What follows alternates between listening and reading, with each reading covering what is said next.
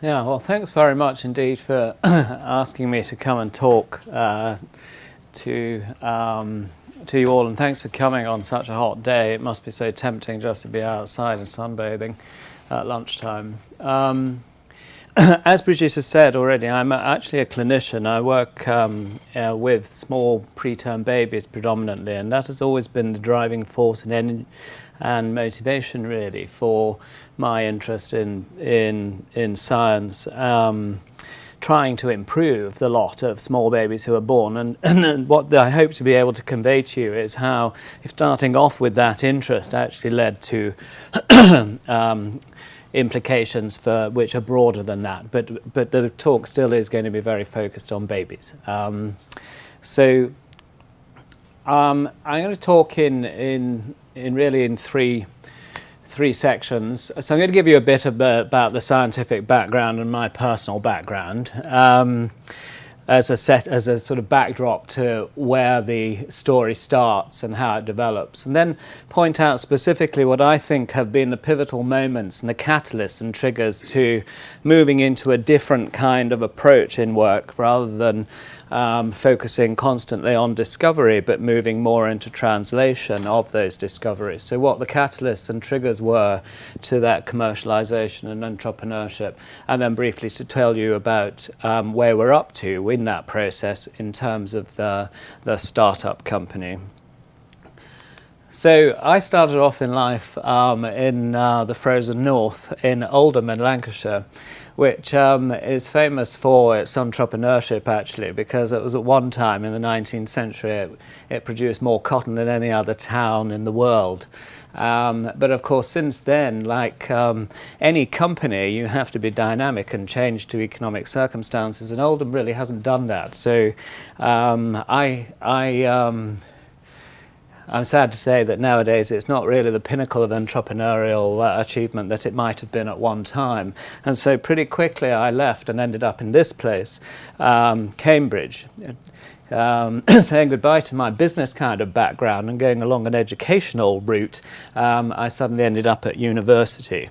And it was there that my first interest in what happens to small babies when they're first born was kindled, really. I was a medical student there, but had the opportunity to get involved with one little research project in the Department of Pediatrics. And it was an exciting time in this subspecialty of neonatal medicine at that time, because it was becoming clear that babies who were suffering from something called respiratory distress syndrome when they're born prematurely were lacking a substance called lung surfactant. And this was the dawn of the era of artificial surfactant replacement therapy when I was a student in Cambridge. Just briefly, for those of you who like to know a bit about the biological side of this is the development of the lung coming along here. And you can see that by birth, alveolarization is very well established. And lung surfactant is actually produced at around about 24 weeks, as early as 24 weeks of gestation. And interestingly, just when we know that that developmentally is starting, that ties in very well with what is now known as the edge of viability. So if you're born much less than 24 weeks, even nowadays, you don't really survive. Because artificial surfactant therapy can be given, but actually unless the baby starts to produce their own surfactant within a relatively short time, the consequences of all the intensive care are overwhelming and they don't survive. So viability is at about 24 weeks, when highlighting therefore the importance of lung surfactant in lung development. As I said, back in the 80s when I was a student in Cambridge, there were people who were working on development of artificial surfactants. And this is Alec Bangham, who was an FRS who was famous for his discovery of something called bangosomes. Actually, they're now called liposomes, but he was a phospholipid biochemist. And it was the interest in phospholipids that led him into developing this artificial form of lung surfactant. And the pediatrician he worked with is Colin Morley there. They very generously, with this man, who inspired me really as a student to get involved in this kind of thing, because he was already in his 80s when I met him, but still went to work every day in 2 laboratories, one in pediatrics and one in haematology. So I thought at that stage that if somebody was really that enthusiastic about their work, to carry on going instead of, I don't know, going home and gardening or whatever people do when they retire. He just never retired, and he died at the age of 95 or something the day before he'd been into the lab and still was working. Anyway, wouldn't get away with it nowadays for health and safety reasons, of course, which does make the whole world a little less interesting in my view. Anyway, with his supervision as a student, I got my first paper on lung surfactant, which described a microscopic technique to detect actually what are lamellar bodies or storage organelles for lung surfactant when they've been secreted by the type 2 alveolar epithelial cells of the lung. And these can be picked up by polarized light microscopy.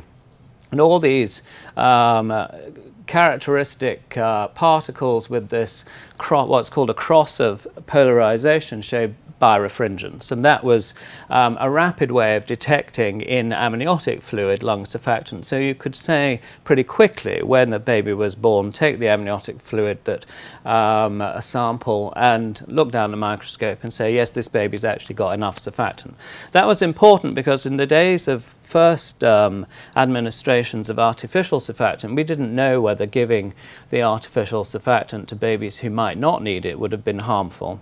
In the end, it turned out that it was not harmful, and this test never really took off. But it nevertheless gave me my first foot on the academic ladder, and subsequently opened the Golden Gate of San Francisco to me, where I went on a fellowship really on the back of these early work in academia. I mean, one of the fascinating things, isn't it, about careers in science is how rapidly it is international. And I was very lucky, I think, to be able to go then and work in San Francisco, where lung surfactant had actually first been discovered by somebody called John Clements, who, again, he's another character. He's 95 and he's still working in the laboratory at UCSF. So, you know, whatever it is about science, the enthusiasm for it keeps on going. And so he had discovered, really, that two things. One, he postulated that there must be something that decreases surface tension in the lung to allow the lungs to expand, because it's an interface. And secondly, then he characterized it biochemically. And so this is in 1960, when it had just become apparent, after really, you know, another 30 years previously, really, the possibility of the existence of some lung surfactant material responsible for lowering surface tension had been described. It was 30 years before the connection then between lack of surfactant and respiratory distress syndrome of the newborn was identified by Clements and by Avery and Mead. Mary Ellen Avery was somebody who was looking at post-mortem specimens of unfortunate babies who had died preterm and discovered that the premature ones lacked this surfactant material on lung washings compared to babies who had died from other causes rather than prematurity.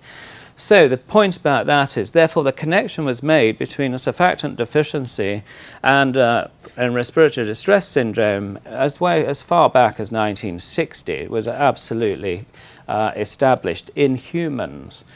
But it took quite a long time before it was developed. But they did develop it in San Francisco, having a little bit of a rocky road, as it were, on the way. I put this up because when I was so delighted to win my fellowship, they put me up in this house here. And pretty soon discovered that I had lots of friends, because it was a great bonding experience, almost Dunkirk spirit when you get involved in something like this. But we survived the earthquake in 1989. And was privileged really to be there exactly at the time when artificial surfactant was being introduced in clinical trials. So this was the first time it was actually properly being given to babies who were born prematurely. And you can see here that the death rates just plummeted in babies who were small, less than 750 grams, it was particularly noticeable, and mortality falling from 80% to 20% over a period of the years of surfactant being introduced.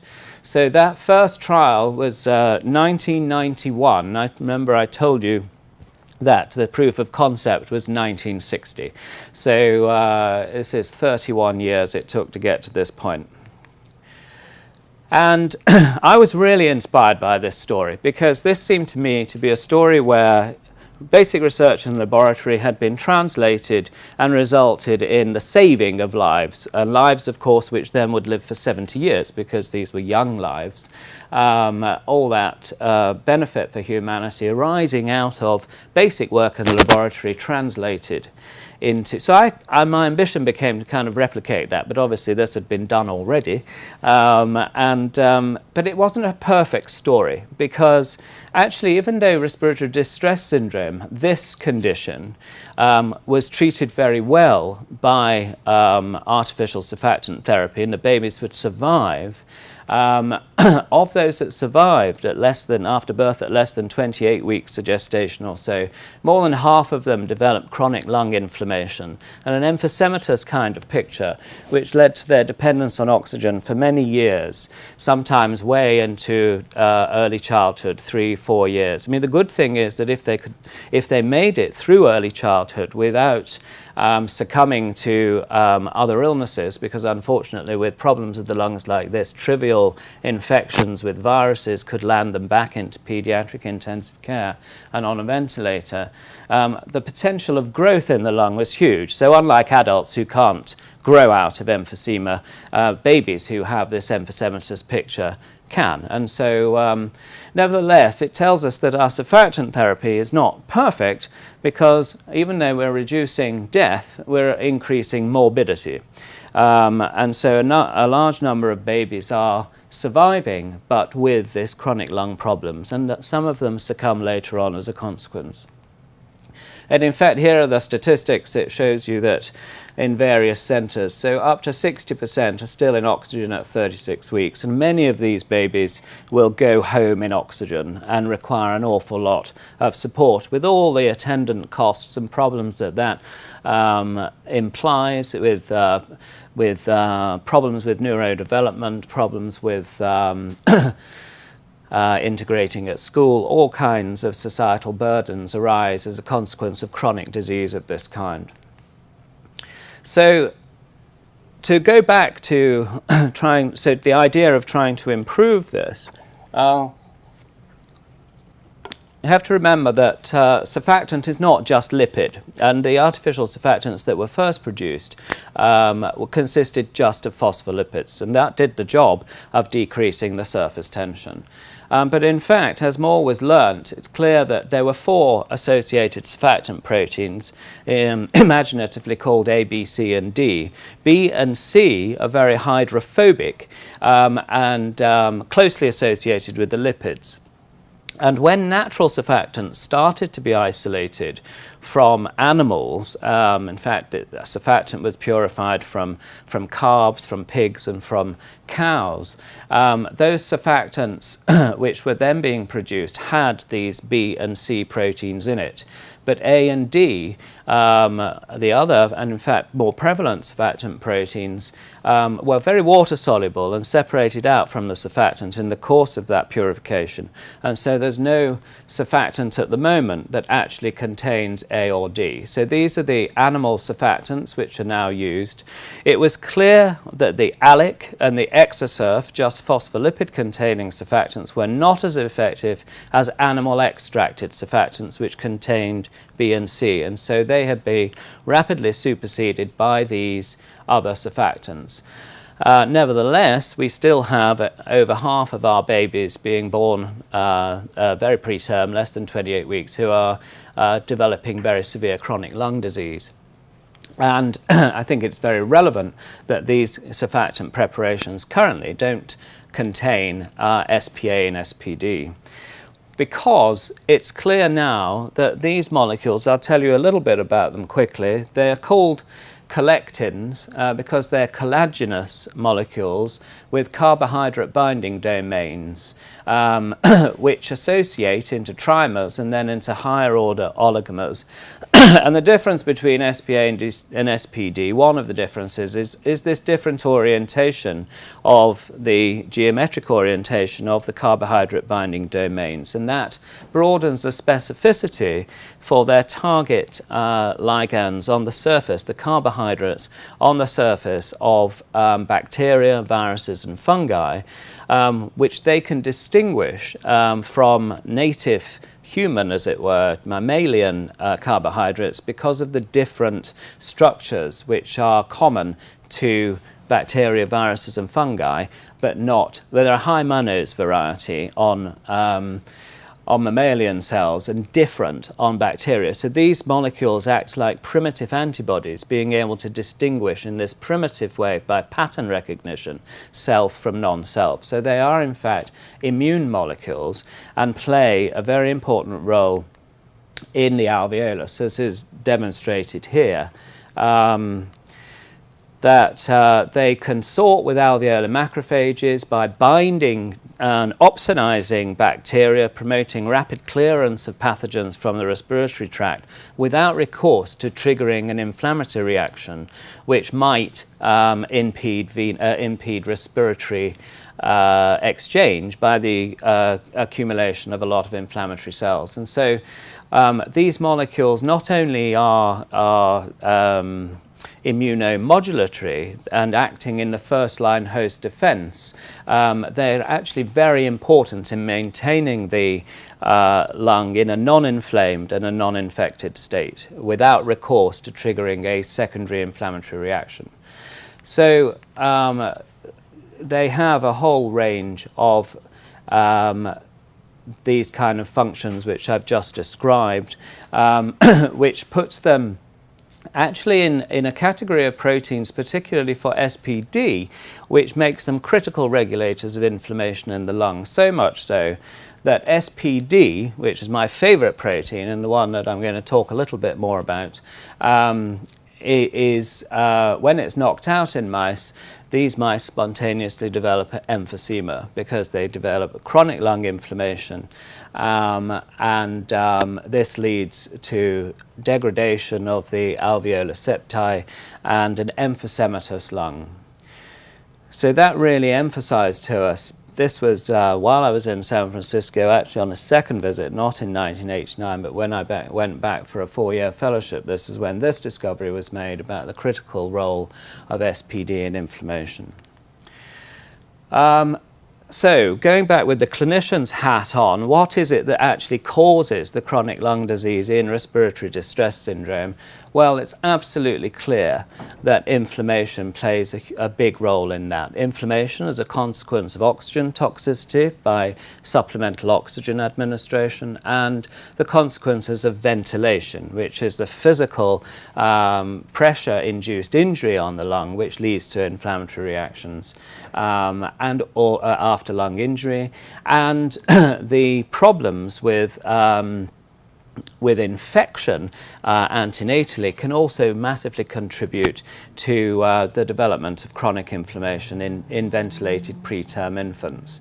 And so there was already beginning to be some evidence that SPD in particular in humans, if there were very low levels of this compared to some of the other surfactant proteins or other lung proteins, there was a specific association with that low level of SPD and an increased risk of developing neonatal chronic lung disease. And so the concept that these proteins might be important, and particularly that SPD might be important in keeping the lung in a non-inflamed state, could be so important as to offset that increased incidence of neonatal chronic lung disease in preterm infants. And so this was a further argument that possibly supplementation with this surfactant protein might actually lead to a better surfactant which didn't have such consequences for the lung.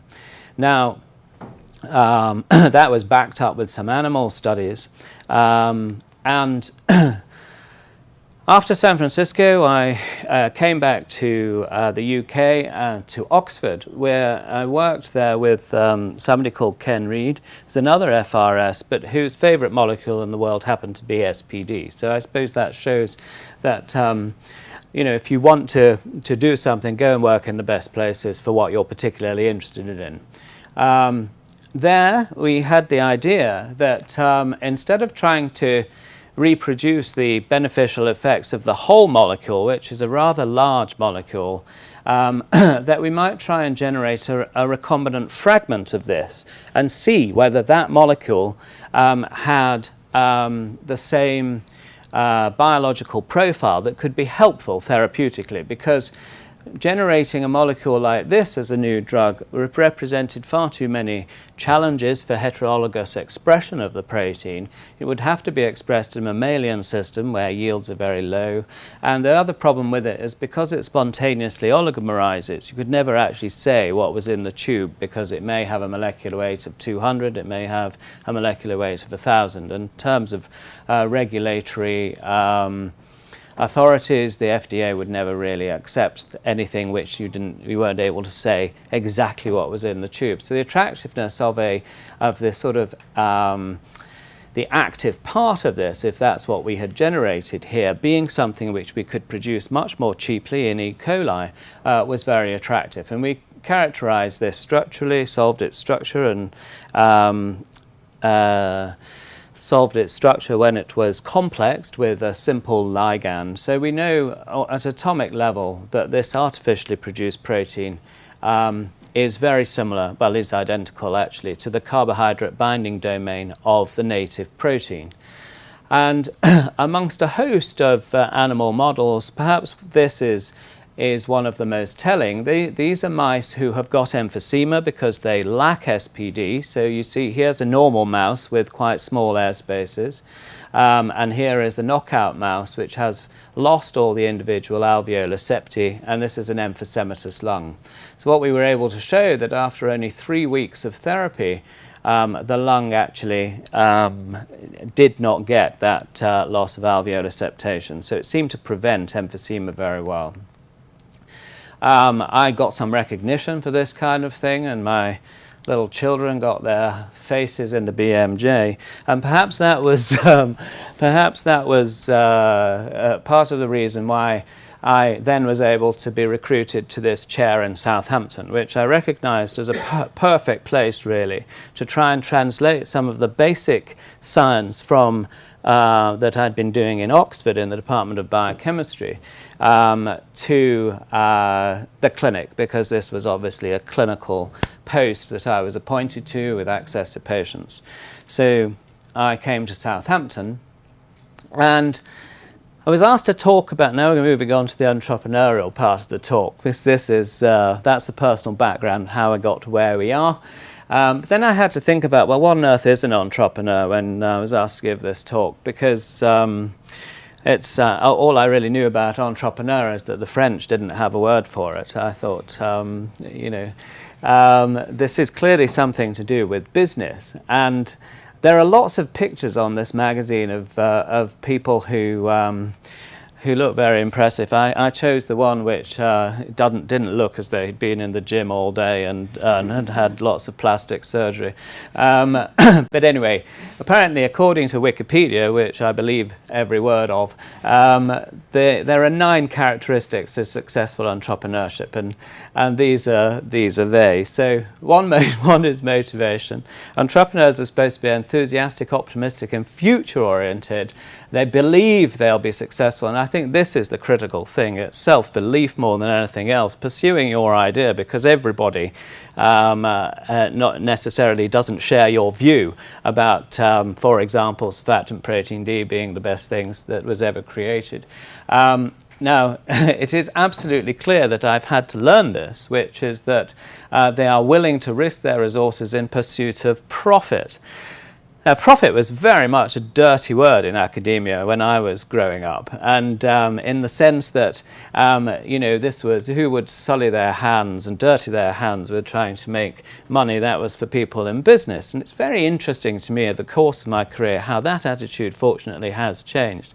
And I've had to change my own attitude to this. My primary motivation was always to see whether we could improve the lot of small babies, but I learnt very quickly that actually you can't do anything unless somebody is going to make a profit out of it.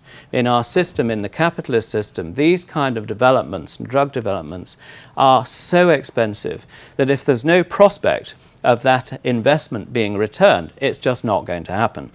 So that was the first lesson I learned, that you have to be into a mindset where you understand that if you're going to get anywhere, what you're doing is going to, in the end, have to make a profit. So I think that's an important point, fully appreciate. So, so this is the current market situation. These are all animal surfactants, and as I said, none of these contain what we consider to be quite important components, SPD and SPA. The other things are creativity and persuasiveness. So you have to persuade people that what you're selling is something very important. You also have to be prepared to go it alone. The things that really struck me and were very difficult right through the beginning of this story was that there were some very important and influential groups in America working on this protein SPD who did not accept that a fragment of the protein could actually have a similar biological activity to the whole molecule. And not surprisingly, they were actually trying to develop the whole molecule as a therapeutic, but had run into some considerable roadblocks. So I, for many, many years, faced a lot of adverse problems in terms of publications and this kind of thing with getting published work on this fragment. And that, at that time, when you're going through it and being a relatively junior scientist up against quite senior and established people in the field, you have to have some self-belief. Anyhow, so our contention is that this full-length molecule is very difficult to make synthetically, and it's not going to happen. So we've worked out ways in which it can be a fragment can be made. So our advantages are that we've got a clear indication for neonatal chronic lung disease, which makes sense. It's logical. It's a natural molecule which is lacking in babies at the moment, which we're not replacing. And we know that there's a lot of data supporting the idea that this molecule is a potent anti-inflammatory agent. So with all that comes specific data relating to decreasing inflammation in ventilated preterm lambs. So that's all that shows.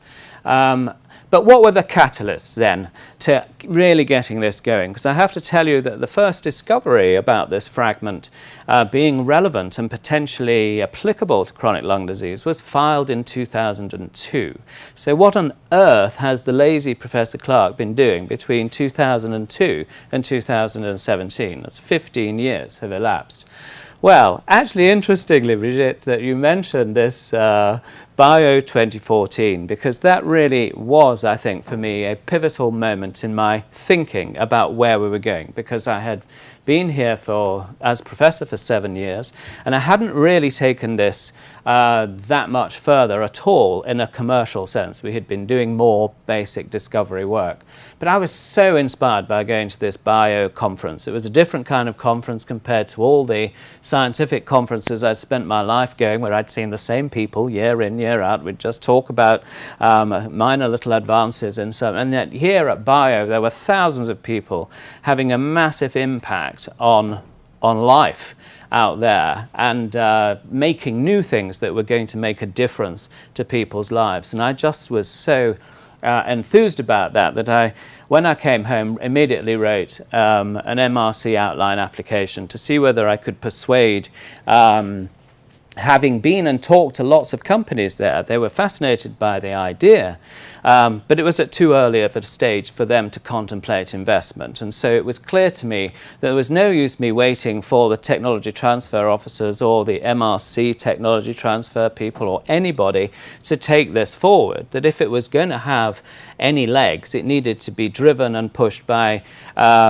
people who believed in it rather than who were managing massive portfolios of other inventions. So in other words, that's one of the other things apparently in these 9 things about entrepreneurship. It's about whether you expect other people to do it for you or whether you actually drive it yourself. So I wrote this outline application recognizing that this was going to need public funding to get any further, because at that stage it was too early for commercial investment. We then we were in the right environment. We were here in Southampton. We were alerted to this iCure program, and that was an absolutely pivotal event as well. We had, of course, in the meantime, always in the background, the scientific work is continuing, but what really made it push forward this idea that we could start to really develop this as something that was going to make a difference was getting involved in this iCure program, where we were given access to funds which allowed us to go out and try and market it more effectively. So Alistair Watson won a place on this. He was a PhD student in my lab at the time, had been working on recombinant expression of SPA and SPD, and actually had done work which led to patent filing and further expansion of the IP portfolio, which put us in a stronger position from a commercial investment point of view. So this was actually very successful in generating a lot of interest.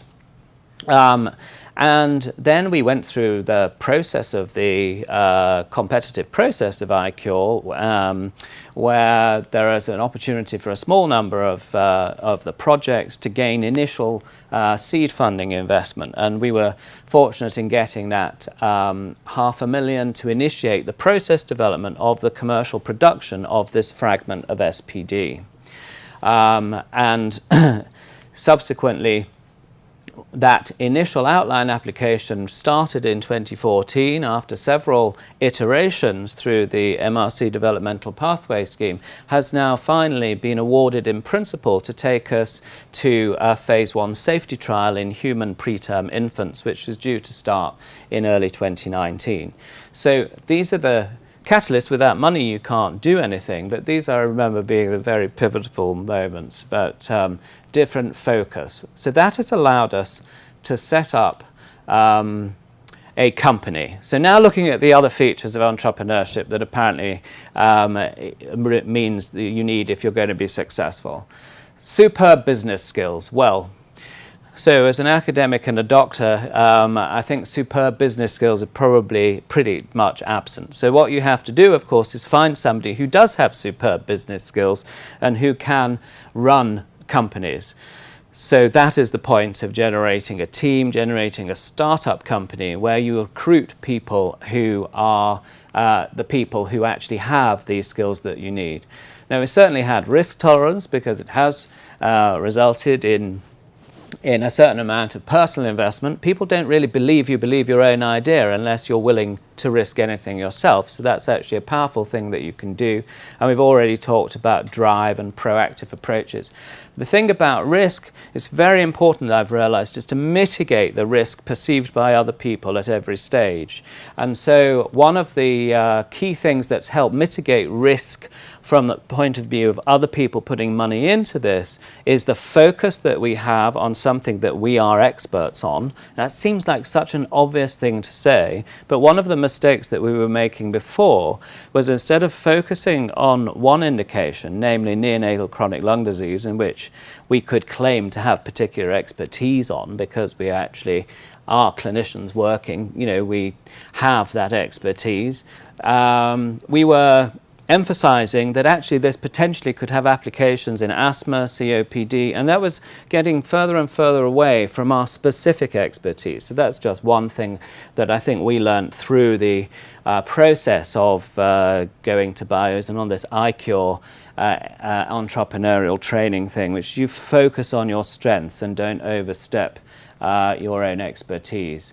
So this is our very small company. The Triimmunocore company consists of Alistair Watson, myself, and Dr. Neil Mackenzie, who's a serial entrepreneur and chief executive of the company, and has been through this process of taking small ideas through small biotechs and then selling them on into partnerships with licensing deals with larger pharma to actually get them to the point where it is actually attractive for larger pharma to do that. So he's done that before. He's the person who has those skills and expertise. And none of it would have happened without the support of Riz here. This would have never have happened because we were A, supported to go to bio, which I think was a triggering event, B, then flagged up for the iCure program, and the university more than that has really been supportive and helpful in the way it's managed the IP. So we had some background IP which I brought with me, but we've also, since we've been here, generated 2 further patent applications which the university has paid for and invested in. And without that, we would not have been in as competitive a position to gain the funding that we have been able to do. So that's just emphasizing that. See, we had this patent which dates back granted now, and then the efficacy of the molecule in treating infection. And this is the one that I'm referring to that Jens Madsen and Alistair Watson are involved in from my group, with a new way of generating these proteins which enables it to be much more attractive commercially. And we also have filed an application for orphan drug designation, and yesterday we got a tentatively positive judgment on that. So we have made some significant advances in this which give us the opportunity to develop a new medicine. But of course it's a very long road. And what I really want to point out is that even throughout my career, that you have certain objectives, and perhaps one of those objectives might have been to become a doctor. Another one would have been to work in science. Another one might have been to get through all the clinical training, to become. But I've always felt like I'm right at the beginning of some process. And again, now at this stage, I am again right at the beginning of a very, very long process of developing this as a drug. So if we're lucky, in a couple of years, we will be here. We're actually here at the moment, at this stage. And this just emphasizes the costs implied in that, which make you very realistic about the number of drugs that have failed in this translation gap. Either because they don't receive the initial investment, or for various reasons they don't look like promising candidates. So for a very long time we were in this area, preclinical lead, and now we're in this translation valley of death. So we're at, in a sense, our most vulnerable. But we're hugely confident because we're developing a natural protein which is very unlikely to prove to be toxic because it exists in nature anyway. So the safety aspect, I think we can be confident about. And in terms of efficacy, well, we'll have to wait and see, but it works in animals. So we're just like any other drug. So of course it's a very high risk, high rewards. It's a different skill set, so you have to put a different team together. There are enormous regulatory hurdles, and we're very conscious that we have to overcome those to get any further. So what do I think have been the most important ingredients in that process? And I think I've summarized them here, because these are the potential roadblocks that we came up against with opposition to investment or questions that were raised throughout this process. So just to emphasize, of course you need to have an invention to start off with, that's a given. So, but this one was in 2002 and that's gone through all the process, it's actually granted. So we do have an invention. But in this intervening period here, between 2002 and 2014, one typical thing is that if you have an invention, a lot of people are going to doubt it because they haven't invented it. They're not as invested as you are, and especially if you're up against other powerful groups who are trying to compete with you. So actually, Professor Clark wasn't doing nothing in this period of time, but he was actually, between all this time, having to increase the scientific evidence base. So your publication record over that process is really important, as it turns out, to be able to counter some of the objections that investors and peer reviewers come up against your idea as you try and progress it.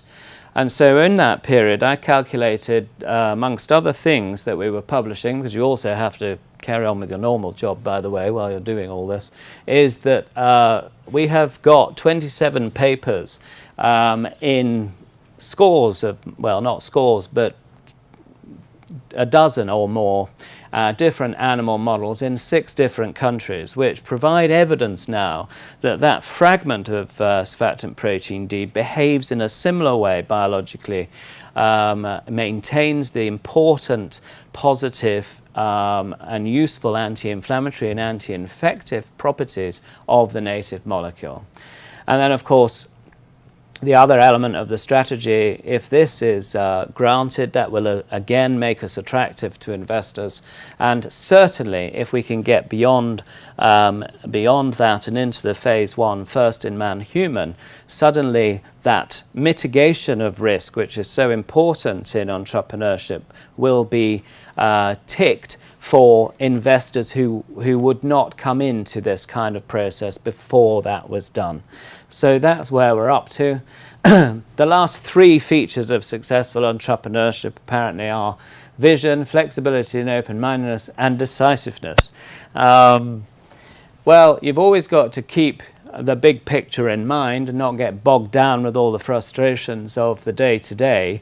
And that's very difficult, actually. And you have to be able to be responsive, I suppose, to lots of things that change. Otherwise, you end up like poor old Oldham with no business going on anymore. And so you have to respond to changing circumstances. So we've made a point of sharing this vision with regulators from an early stage. That's a critical aspect. And also with a whole range of biotech companies which could give us the best chance of making the right decisions about who to go with to make the material and scale up for manufacture, because obviously that's not something you do in the laboratory in Southampton. And then partnering is all about getting the message out there, going to the bio conferences and the various competitions that one can enter.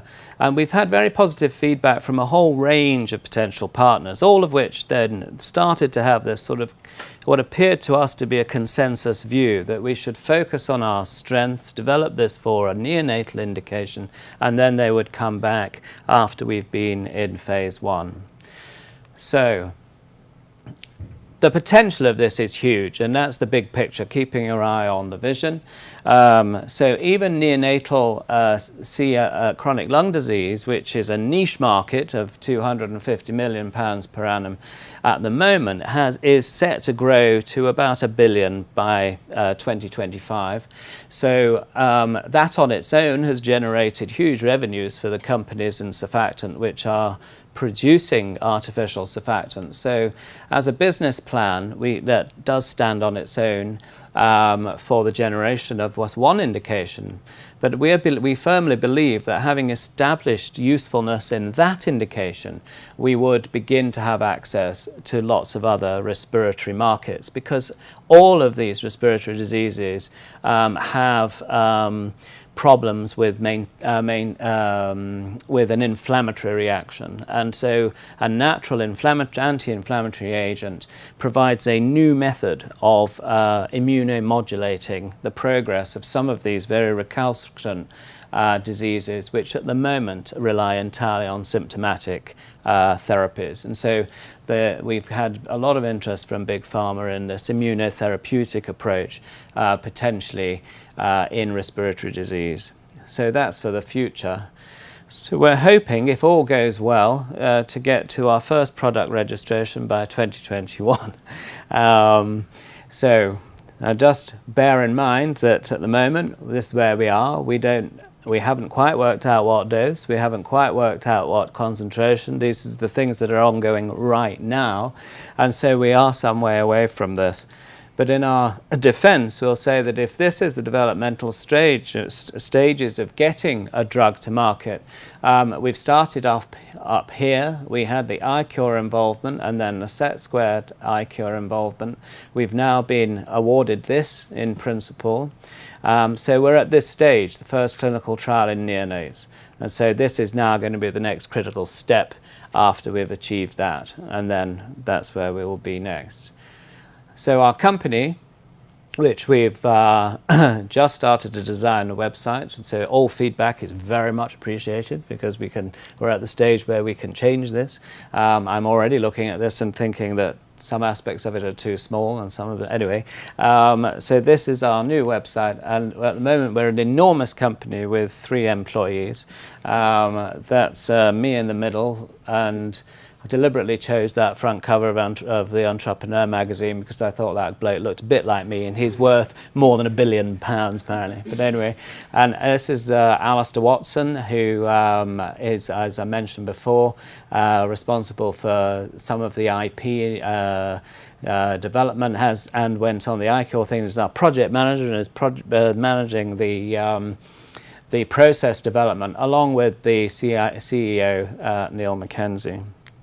So, again, just to emphasize, I don't think we've done that badly, even though we're 15 years perhaps later than I would have liked to have been, because you make the discovery in 2002. Why on earth can't you start this process back in 2002? But it took 30 years for John Clements to achieve that. And so I think since we're 15 years in, hopefully we'll get there. We'll beat that and get there a bit quicker. So, finally, to thank everybody who's been involved in this work over the years. In my group in Child Health, we have a whole surfactant biology group who's contributed to this throughout my time here in Southampton and before with some of its members. Other colleagues in clinical experimental sciences and a lot of external collaborators. And of course, you can't do anything without the funding. So thanks very much for listening. I hope I didn't go on too long.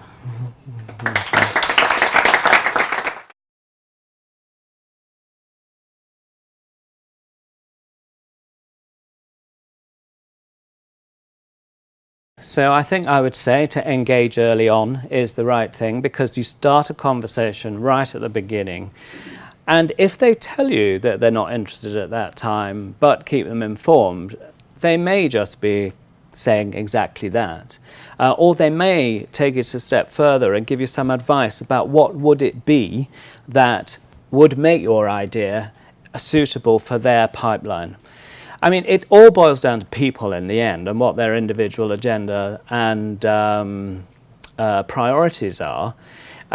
So if they are and they change over time as well. So if you've got contacts with people and then their organisation changes direction so that then it becomes relevant, they might remember your thing. And then if you keep in touch with them, you would be aware of that. But what we found was that by pressing them to say, well, what would make it attractive, is that you can almost then understand their mentality better but also make your it affects your own strategy, because you know what, if there's a common thread amongst lots of different companies, and the one, as I said, that we discovered was that the risk needed to be mitigated by really going back to certain kinds of companies for after you've got some human data. That was very clear. So that meant that we have to focus now on raising money from public sources for areas of unmet clinical need, and so that's what we did. So I hope then to be able to go back to those companies to take it to phase 2, which would be a very expensive investment at that stage, but de-risked.